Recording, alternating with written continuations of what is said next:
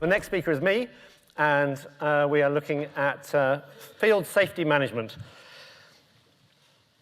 What do you call a practical approach to trying to get you and your teams back in one piece. So I'm going to start by asking you a question. This is not a rhetorical question. I'd like some answers, please. What do you think significant risks are of overseas expeditions? Thank you. I might have mentioned that earlier. Thank you. Pardon? Parasites. The same as they are in the UK.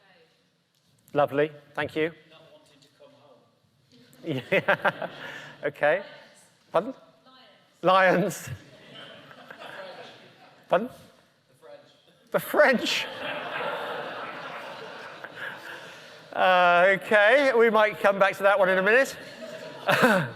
Give me some more, please. This is not a difficult question.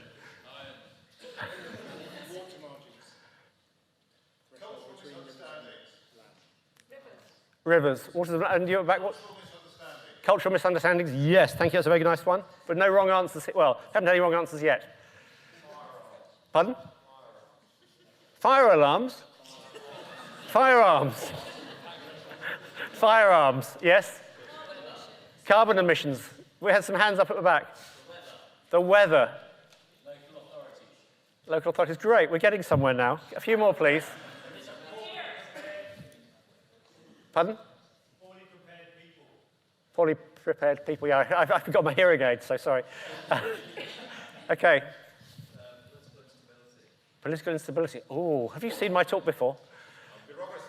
Bureaucracy, thank you. Okay, one from somebody upstairs, please. Come on. Don't be shy. Not getting home? Okay. Yep, go on. What happens if your ship doesn't come back for you? I would just like to clarify, she said, what happens if your ship doesn't come back for you? Thank you very much. That is a perfect question on which to move it.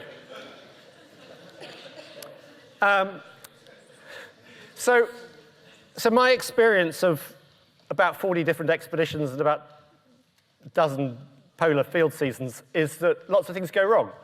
And this is not my CV of my capabilities. It's just things go wrong.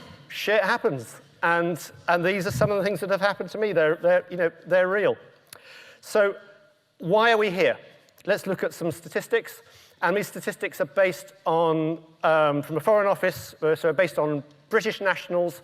I know an international organisation looking at an international audience, so just bear with me, and you can probably extrapolate for wherever you're from.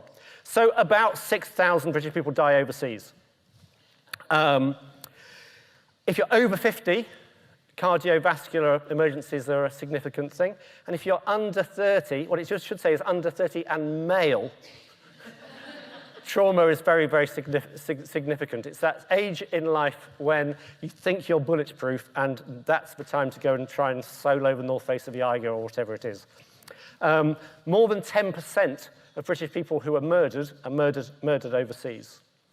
And of the things that can kill you, road traffic accidents are a significant risk, so is drowning, which we can talk about in a minute, and bizarrely, falling off balconies. I think I've got a pointer here, haven't I? Sorry, why? So more statistics for a second. So I lost my place for a second. Look at the second one. About 270 Britons, who are obviously all vast majority female, are raped or sexually assaulted abroad every year. About 8,000 of us are pickpocketed. About 27,000 British passports are stolen. And getting on for 1,000 of us are arrested overseas for drug offences. 900 British people have been killed on the roads in Mexico in the last 20 years. 900 on the roads in Mexico. So lots of things can go wrong. This is a sort of sobering start, and then we're going to equip you with how to avoid it being you. But if you look at these graphs, this is road traffic accidents, These are 4 different years. I've been trying to find some recent years. I took the years off because these are from 15 years ago, but I imagine that it's still the same. Skiing and mountaineering here, yep, that's a significant risk. But where's the, look at accidents from balconies. I mean, more people die falling off balconies, particularly when they're drunk, and particularly in Spain. But it's not just that. This happened last month. This is a current, 1 month ago, 18th of October headline from a national park in Uganda that I know very well. I spent 2 years working in Uganda, and I've been to this place and had project groups working there for a couple of years. So it really struck a chord with me. And the purpose of this talk is to try and equip you to make good decisions and to be informed so that these things don't happen really at random. And it sounds a bit bureaucratic, so bear with me, but I would say that your risk management system, your safety planning, has probably got several components to it. The first one, if you don't know what a threat assessment is, I'm just saying it's big picture versions of a risk assessment and your risk assessment. Then if you're working for an organization, like you're going with a youth organization, a charity, a commercial adventure provider, they will probably have either a safety manual or a standard operating procedures, which will be a big part of your safety planning as a leader. If you're organizing your own venture, your own fieldwork, you're not gonna have that. But you are definitely going to need whatever you choose to call it, either a crisis management plan or an emergency response plan. And the third part is to give us some learning, is to have some sort of feedback mechanism where you're reporting the things that have happened. And funnily enough, the RGS is one of the organizations that can do that. If you put stuff into the expeditions database here, we can generate data and see what the actual cause of harm is. So I don't know if any of you have come across this phrase, a threat assessment before, but I use it to describe the big picture issues, the regional, national issues, covering things like geohazards. So give me a few geohazards. Earthquakes, floods, volcano, avalanche, tsunami, earthquake, that'll do, thank you. Health and medical, we've looked at, thanks to Lucy earlier. Commercial threats, well, again, if you're working for an organization, not for yourselves, there may be issues there. And let's just look at political and security issues for a second. What do I mean by that? So what's the environment you're going to? What is the context? Think of that family this couple going on holiday to Uganda last month. Is it war? Is it peace? We can think of Eastern Europe and the Middle East at the moment. What are the neighbors like? I don't mean next door to your Airbnb. Is it terrorism, insurgency, guerrilla warfare? What are the organized crime gangs' favorite methodology? Is it kidnap and ransom? Is it hijack? Are they bombing or shooting you? What are the risks and where are the risks? And this can come down to some very detailed local knowledge. If you're going to Ulaanbaatar, there's one market which you might decide is too high a risk of being robbed or mugged, and you won't go there. And you've got to decide what level of security and safety you need. And for me, I wanted to sort of reposition your terminology away from health and safety to safety and security, or security and safety. Yeah, health is a really key part of expedition planning and expedition management. But if you can think of security and safety as two parts of the same thing, then that will really take you a long way. Do any of you not know what I mean by travel advice, in inverted commas, as government official advice? Have any of you come across it before? Okay, so most governments in the world produce, as part of their consular services, official advice written by embassy and consular staff in country about what the safety hazards are, the health hazards, the headlines for any country in the world. And if you speak English, you have got the UK's Foreign Office to look at, you've got the Australian and the US State Department for 3 well-resourced governments that all produce very detailed travel advice. They're a really good starting point for looking at the safety issues of any country that you might go to.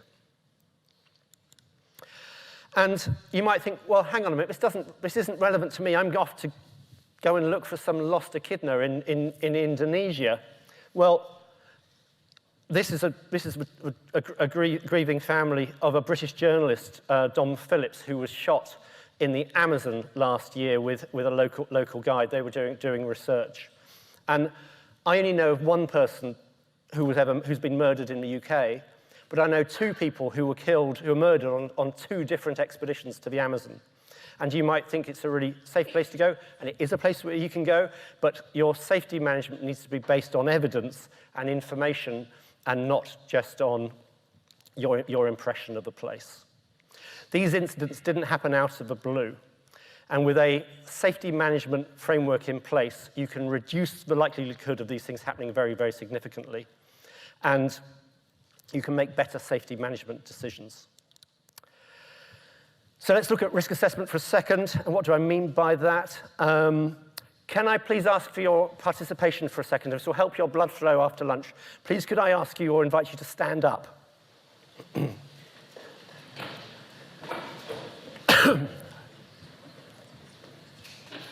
Okay, well done so far.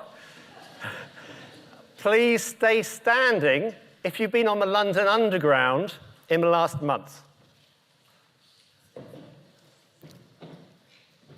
Please stay standing if you carry a torch other than your telephone with you when you travel on the Underground.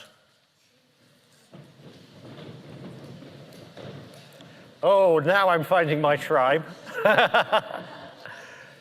Okay, thank you very much. Please stand up again. There's another one. I want to get my blood flow again after lunch. Right. Please stay standing if you own a car. Please stay standing if your car has a first aid kit in it. Okay, we lost a few. Please stay standing if that first aid kit contains some big wound dressings. And I've left my prop behind in the room next door. A wound dressing that will cope with significant damage and isn't just an elastoplast. Okay, thank you very much. That's great. So this tells me 2 things. A, I can teach some of you some things about safety management for our own normal lives. And what I want to move on to is risk assessments don't need to look like this. They don't need to look like this. If it's a long and complicated document that is an administrative exercise, it's of very little practical use. You're not going to use it with you when you're at base camp or out in the field. So it's really ask some simple questions. What are you going to do? Where are you going to be? And most expeditions, most field trips start at your home. You've got a travel phase. You're going somewhere, but you've got to think about the traveling phases.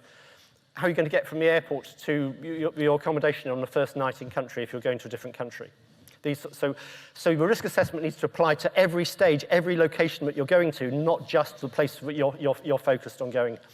Ask yourselves what can go wrong and what can cause injury or harm. And what we call control measures, which is a phrase I'm sure you've all known because you've been looking at risk assessments for 20 years, is 2 things. How can you reduce the likelihood of this happening in the first place? And secondly, how can you reduce the impact if it does happen? Simples. So the idea of this is it's a working live document that you take with you. It lives in your pocket, your rucksack, not in the filing cabinet at home. And by working out what can go wrong and what you're going to do when that thing goes wrong, it really helps your decision making because it enables you to get buy-in from the group. You're not having a discussion about what to do when the bus is cancelled and you have the option of traveling at night or staying another night and traveling in the morning in daylight. You've already discussed that that's what you're going to do. It gives you a framework of what's okay, what isn't okay. and it gives you a reference point for your team. So it really helps with decision making. So I'm going to skip through some particular hazards and share more lovely statistics and good news with you to keep you motivated and uplifted. So drowning was a worldwide pandemic of drowning. About 1,000 people drown every day around the world. About half of those are under 15. So remember, the idea of the control measures is to reduce likelihood and reduce impact. So what are the things that you could do if you're leading a team of people to another country, say, and you want to minimize the risk of people drowning on expedition? What are the obvious things that you can do? Pardon? Don't go where someone says water, okay. Okay, life jackets. Okay, thank you. That's one of the answers I was hoping for. Teach them how to swim.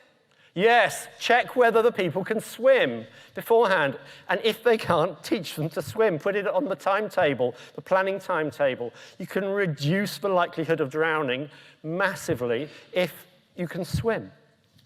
Check your teammates can swim. Put it on the plan. I was in Nicaragua getting on a river boat where so many people had drowned that there was a legal requirement that everybody had to have a life jacket. So what happened is the ferry leaves the port with everybody wearing a life jacket. Round the first bend in the river, you have to take off your life jacket and pass it to the passengers on the other boat coming the other way. So when they arrive, they can all be wearing a life jacket and the official can say, yeah, it all looks good. So you need to, again, the level of detail needed for where you're going. Don't make assumptions and do make appropriate decisions. So you're going to Africa on expedition. What's the most dangerous animal in Africa? Oh, I love you. Well done. Second most dangerous animal in Africa? Yes! Brilliant.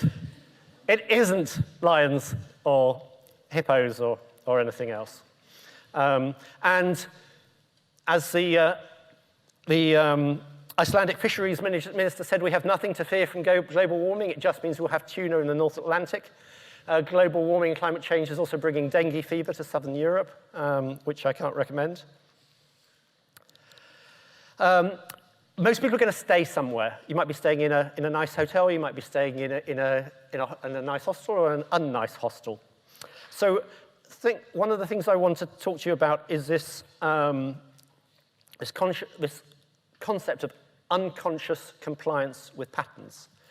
You might be arriving at the airport in Managua at midnight for the first time, but the local bad people who want to rob you have been watching foreign visitors arrive, tired, jet-lagged, disheveled, and lost, and stealing their bags for many, many years.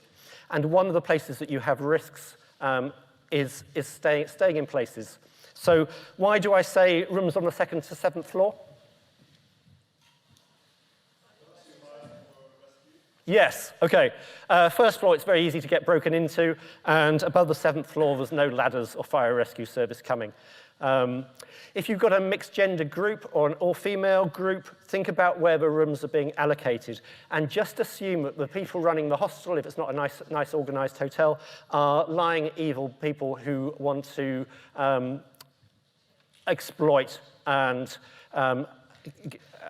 some of the young women in your group or women in your group. So what you need to do is you could think, well, this is going to happen. So what I'm going to do is get the whole group. We're going to park them in reception. I'm going to be shown the rooms where they are in the hostel, and I'm going to make sure that there's no group of young women or young people isolated a long way from the leaders or away from the rest of the group, because that can happen.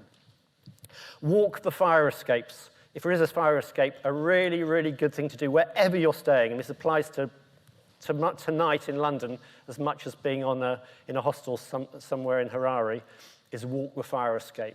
You've got that muscle memory of which way to go if there's an incident in the night. Have a torch and a key by your bed. If a fire alarm goes off, take your key with you. It happens quite often that people panic, they run out of the room, and they can't get back in, and that might be the safest place to be. And think about your security. Don't hide your passport under your bed. Everyone knows that that's where it might be. This is another awful headline. And back to my statistic from earlier, this happens to about 270 British women a year. It's a terrible crime with lifelong consequences, and you need to think really hard about the safety of women in your group if you're a mixed group, and you need to think about the safety of all of the group, particularly if you're a very small female group. Road safety. We talked about road safety as being a high-risk activity. You can do several things that can massively reduce the risk of having an accident, primarily not driving at night. You can check the roadworthiness of your vehicles and think about if something happens, have you got some communications? Are you an area where there's cell phone coverage? Will your phone work? Do you need to have a satellite phone or some sort of beacon? Quite often on expedition, I'm driving with locally employed drivers, and they may think that they're doing their job is to get you there as fast as possible. If you've got a team split between two vehicles, you can end up with local drivers or with people trying to race each other, driving too fast. So what I would do before you set off is introduce yourself and say, I'm the expedition leader, or whatever your job is, and say, our organization or our expedition safety standards are we only drive at 80 kilometers an hour and 60 on dirt roads, or whatever it is. Tell them what you want, how fast you want them to drive, and then you've said it beforehand, and you've got some tools with which to say, please, can you slow down? And think about where you're going to sit. I would always sit in a vehicle where I can see how fast the driver's driving, which might be behind them or behind the front passenger. I wouldn't necessarily sit in the front passenger seat. So think about a scenario for a moment where you are in a developing country, in a bad accident. What are you going to do? So you're going to hopefully do some first aid, you're going to triage, you're going to prioritize the care for people who are most badly hurt. You're going to be communicating, you're going to be asking for help or getting help from wherever that is on your emergency response plan. But who knows where you are? And do you have an on-call system? Have you got somebody who's looking after your home safety? And a really top tip for first expeditioners is don't have that be your mum and dad, because when things go really badly wrong, you want somebody who can actually help you and not someone who's going to be more upset because one of the team is badly hurt. There was an awful case of what to do and what not to do in a road traffic accident in DR Congo recently, where a local driver was employing a European member of oil and gas company staff. They drove out, they had a collision and killed a villager boy in the village. The driver said, shit, we've got to go, and we can't stop, otherwise we'll be killed. And the guy from the oil and gas company said, no, that's not right, we need to stop and sort it out. And the driver was murdered in front of him. So you need to know what's going to happen if things go wrong. And a big part of my safety planning message is assume that things are going to go wrong, and then you'll be much better informed about what you do about it. And another really important question to ask yourself as a well-equipped, with a good first aid kit, with a trained medic kind of team is, what are you going to do if you come across a road traffic accident in a developing country that you're not involved in? And this is a really important point where common sense and being a decent human being don't necessarily give you the right answers. So in Uganda, where I spent several years working, if you picked up a Ugandan and drove them to hospital being a good Samaritan, and they died in your vehicle en route to hospital, you would be in prison straight away until it was sorted out. So you need to know what the consequences of intervention are, and it may be that you come to the conclusion that even though you're well equipped with expedition vehicles, you're not actually an ambulance service, but you might be able to use all your good comms, you might be able to use your medics and your equipment to do really good roadside first aid and get other people to come and help. In other places, it might be exactly the right thing to do. Stick everybody in your vehicle and drive them to the nearest hospital. Don't do the stuff on the right. And public transport is, again, another place where people who can pickpocket you, rob you, steal your bags, will exploit the fact that you're on a journey you've never been on before. So think carefully about your vehicle, your bag safety, particularly on buses where everything gets loaded onto the roof and you get to the other end of the Karakoram highway and your bag's not there.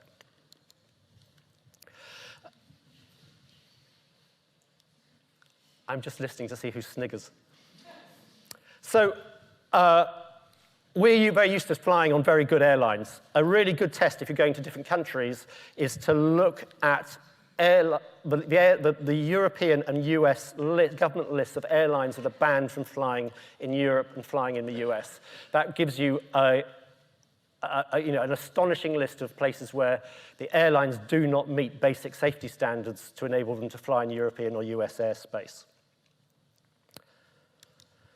And if you're flying in charter aircraft, in bush aircraft, in mountains, in jungle, off unprepared strips with no air traffic control, is the safety higher or lower? It's kind of obvious, isn't it? The risks are much higher. And Shane and I have been conversing and sharing emails and bad news about mountain flying in Nepal for several decades. This is the aftermath of a really serious crash in Nepal in January this year. 68 people died in a crash landing coming into Pokhara. And a resident said, the flames were so hot we couldn't get near the wreckage. I heard a man crying for help, but because of the flames and smoke, we couldn't help him. Flying is dangerous, and planes do, if something goes wrong with an aircraft, it is going to hit the ground at some point. The good news is, vast majority of aircraft crash landings, crashes, have some survivors. And this may sound like a really weird thing to say, but if you've decided beforehand one of them is going to be you, you've actually thought about what you're going to do, and in that awful, sudden, shocking moment of crashing into the ground somewhere or missing the runway and the aircraft breaking up into pieces. If you thought about, I need to get out quickly and I need to get out before the toxic smoke and I need to avoid, obviously the toxic smoke is probably the biggest issue, you've put into your mind the fact that you're going to take action and not sit there waiting for someone to come and help you or work out to be told what to do, because you probably won't be told what to do, and it's one of those, all of the emergency situations from being pickpocketed to this sort of thing, if you've thought about it before, you're much likely to be able to respond really quickly and have a positive outcome. The other key document you need, which is the research beforehand and then the how we're going to get help to people, is the emergency response plan. And it's simply, as it says on the screen, what will be done by whom in the event of a life-threatening emergency. Most people don't have life-threatening emergencies. You have less serious medical issues and non-urgent medical issues. And the non-urgent ones are the things that happen far more often than the life-threatening. Slips and trips far more often than awful medical emergencies. So list all the medical resources you may use, the transport to hospital, the hospitals and their capabilities, the aircraft, local airfields, helicopters, etc. And what level of detail that I would really encourage you to get into. You think, okay, it's not just a question of looking at Google Maps and seeing where the nearest airfield is. It's how long is the runway? Is it paved? Is it concrete or tarmac? Or is it dirt? Does it have a radar? Is the airport open at night? Can you pay to open it at night? Is there any customs if you want to bring in an international air ambulance? There's quite a lot of detail that the more you drill into it, the better informed you will be, and the much better you'll be equipped to handle when things go wrong. How would you pay if you suddenly need a helicopter to come and pick you up? A, who's got the helicopters in the country? Do they have winches? Can they fly at night? How big a landing space do they need? All these sorts of questions. Do they accept credit cards? Are you going to have to wait for the insurance company to say, yes, we're going to pay the bill? Because that might be a life-threatening amount of time.